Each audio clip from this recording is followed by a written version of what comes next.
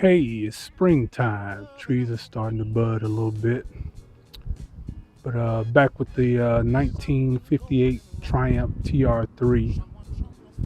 You see the wheel wells there. Been working on it a little bit here and there since the purchase. This was a real rust bucket, almost a total rebuild. But I got it looking pretty decent. I think I'm about 75% satisfied with the engine bay thus far.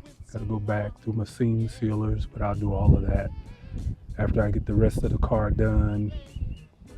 I just primed it down, kind of like a little skim coat, just to keep the metal from flashing. All new metal. Got a battery tray there. Uh, the whole bulkhead basically has been redone. All new metal. Welded back in.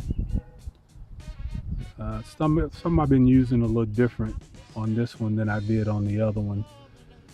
I used Bondo as my skim coat to get the smooth lay down for the paint at the end.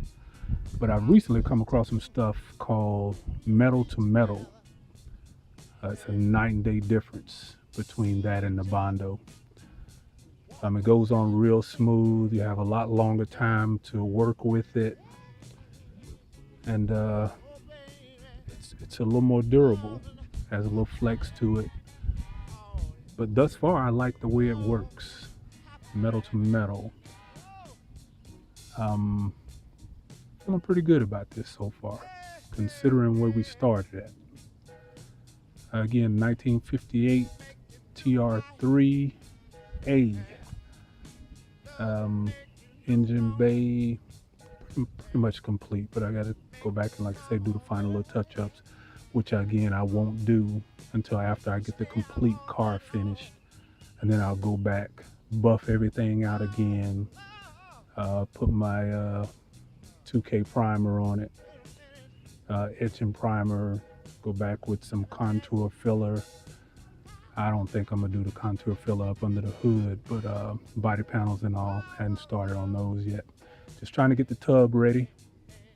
Once I get the tub going, then we'll be ready for the body. So I'll keep you informed.